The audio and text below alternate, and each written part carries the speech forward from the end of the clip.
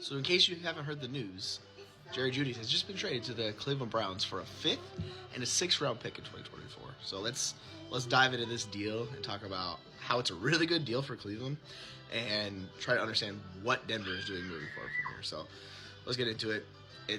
The cost is basically like they're taking on $11 million this year and they're getting a 5th and 6th round pick.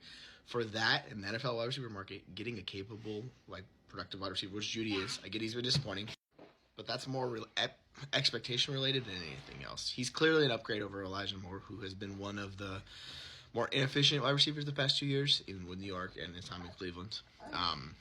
He's likely going to play the slot because Jeudy does not excel in the slot. He's not good against zone. So it's realistically, you're going to have Cooper, you're going to have Jeudy in 2 wide receiver sets and 3 wide receiver sets. Elijah Moore is going to be the guy in the slot, and they're going to work all that together along with David and Njoku. Who this really helps is Deshaun Watson. Now, if he can regain some of his old form, he's going to be an absolute bargain basement deal. For those who need a QB2 and you want to search on the Superflex markets, go check out the price on Deshaun Watson. He's still really cheap. Obviously, there's risk with him just because he isn't the guy we thought he was. But we saw this offense with Joe Flacco last year. They threw it over 40 times a game. It's not going to be the Nick Chubb offense of the past years. They're definitely switching that. And with Nick Chubb's injury, how that's going, they're moving forward. Surrounding Deshaun Watson, who is the guy they spent all that draft capital, all that money on, they're trying to surround him and make them best household talent. So going and get Jeudy for a 5th and 6th round pick, I think that's a massive steal for them. And should help them be move to that contender status because outside of Cooper and Njoku, they desperately need a third option. Elijah Moore's not that guy. He's just, unfortunately, is what it is. He is who that he is. But fantasy-wise for Jeudy, still kind of iffy about it. He's put almost 20% target share last year in Denver. So.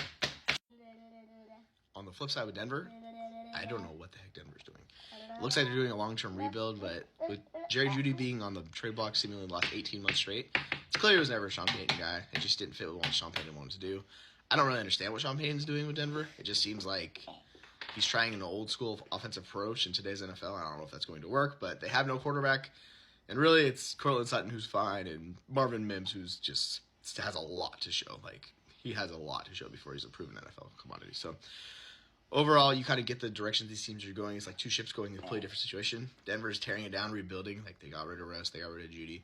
Cleveland, they're trying to make a push with that, one of the better defenses in the NFL. They're trying to make a push with Jeudy. Fantasy-wise, the one guy that I think it hurts David Njoku a little bit because Jeudy's going to get his targets. He's going to play a role. So I do worry about Njoku a little bit because he finished a high-end tight end last year. I don't know if that's going to come back this year.